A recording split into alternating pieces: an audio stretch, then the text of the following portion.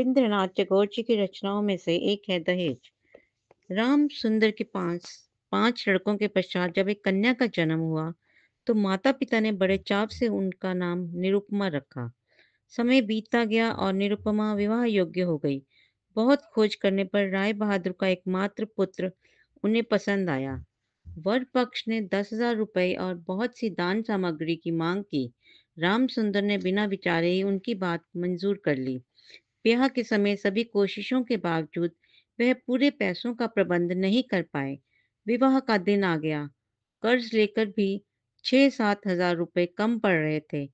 विवाह मंडप में हलचल मच गई। राम सुंदर राय बहादुर के पैर पकड़कर बोले, इस शुभ कार्य के संपन्न होते ही मैं पैसे दे दूंगा। राय बहादुर ने उत्तर दिया, जब तक रुपए नहीं मिलेंगे लड़का मंडप में नहीं आएगा। सहसा लड़का अपने पिता के विरुद्ध बोला, मैं ये विवाह करके ही लौटूंगा। मुझे लेन देन के विषय में कुछ नहीं मालूम। राय बहादुर वर्तमान शिक्षा का विषाक्त फल अपने पुत्र में देखकर निराश हो गए। पिता के समय निरुपमा ने अपने पिता के गले लगकर रोते हुए पूछा, पिताजी क्या ये लोग मुझे यहाँ आने देंगे?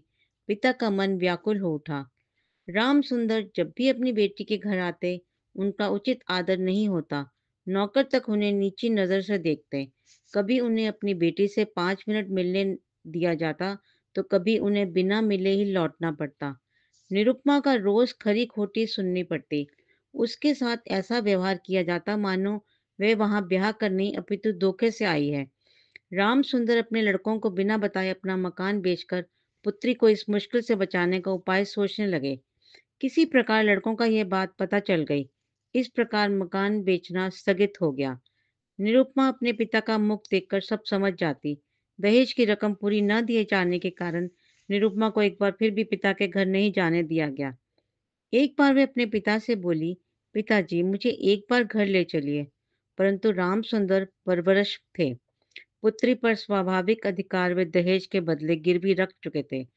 पुत्री यदि घर आना चाहे तो पिता उसे लाए बिना कैसे रह जाएं? उन्होंने अत्यंत अपमान उठाकर 3,000 रुपए इकट्ठे किए। उन रुपयों का रुमाल में बांधकर चादर में लपेटकर पुत्री के घर चल दिए। राय बहादुर केवल 3,000 रुपए देखकर अट्टहास कर उठे। राम सुंदर ने अपनी पुत्री को ले जाने की बात धीरे से कही। राय बहादुर ने कहा, अभी यह नहीं होगा। इसके बाद वे अंदर चले गए। राम सुंदर व्यथित मन से वापस लौट आए। उन्होंने प्रतिज्ञा की कि इस बार पूजा के शुभ अवसर पर वह निरुपमा को अवश्य लाएंगे। राम सुंदर राय बहादुर के घर अपनी पुत्री को लेने पहुंचे। राय बहादुर घर नहीं थे। राम सुंदर ने पुत्री से कहा, इस बार मैं तुम्हें अवश्य ले जाऊंगा। मैं रुपयों का पूरा इंतजाम करके आया हूँ। पिता पुत्री दोनों रो रहे थे। रोने के बाद जब निरुपमा सामान्य हुई तो पिता के साथ आए भाई से पूछने पर उससे पता चला कि उसके पिता उसके सुख के लिए अपना मकान गिरवी रखकर आए हैं।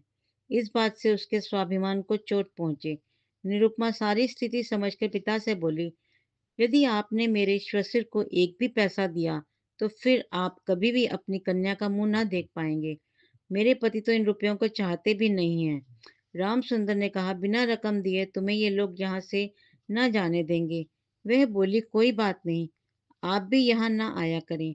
मैं बार बार आपका अपमान नहीं सह सकती। मजबूर पिता की बेटी की जिद के सामने एक ना चली और उन्हें निराश होकर लौटना पड़ा। राम सुंदर रुपया लाए थे और कन्या के निषेध निषेध से वे रुपया दिए बिना चले गए। ये बात छिपी नहीं रही। ये सुनकर निरुपमा की सास के क्रोध की सीमा नहीं रही। निरुपमा के लिए उसके ससुराल और अधिक आंतक बन गई। उसके पति कुछ दिन बाद ही डिप्टी मजिस्ट्रेट बनकर परदेश चले गए। इसी समय निरुपमा को कठिन बीमारी हुई। उसका जीवन से मोह छूट गया। यदि आहार के बारे में बहू की कोई अवहेलना देखती तो सास कहती, नवाब के घर की लड़की है ना, गरीब के घर का अन्न इसे नहीं भाता। रोग जब गुरुतर हो गया तब सास बोली, बस ढोंग है, केवल पिता के घर जाने का छलावा है, कोई विश्वास नहीं करेगा। जिस दिन संध्या के समय निरुपमा का श्वास शुद्ध हुआ, उसी दिन डॉक्टर ने पहली बार देखा था और उसी दिन डॉक्टर का देखना भी समाप्त हो गया। वह इस लोक से बहुत दूर चली गई। बड़े घर की बहू मरी है। खूब धूमधाम से अंत्येष्टि क्रिया संपन्न हुई। चंदन की लकड़ी की चिता सजाई गई। राम सुंदर को सांत्वना देते हुए लोगों ने कहा कि तुमने बहुत पुण्य किए हैं। देखो तुम्हारी लड़की की कैसे महासमारोह के साथ मृत्यु हुई है। ऐसी भाग्यशाली लड़कियां विरली ही होती हैं। इधर डिप्टी मजिस्ट्रेट की चिट्ठी आई। मैंने यहाँ पर सब प्रबंध कर लिया है, अतएव अविलंब मेरी पत्नी को यहाँ भेज दिया जाए। राय बहादुर महिषी ने लिखवाया, बेटा तुम्हारे लिए एक दूसरी लड़की से संबंध तय किया गया है, अतएव अविलंब छुट्टी लेकर यहाँ आ जाओ। इस बार 20,000 का दहेज है और हाथों हाथ अदा होगा। Big thanks to all our subscribers for subscribing our channel. If not, please subscribe and do not forget to press the bell icon for all notifications. Please visit our channel for all kinds of stories and more. Thank you.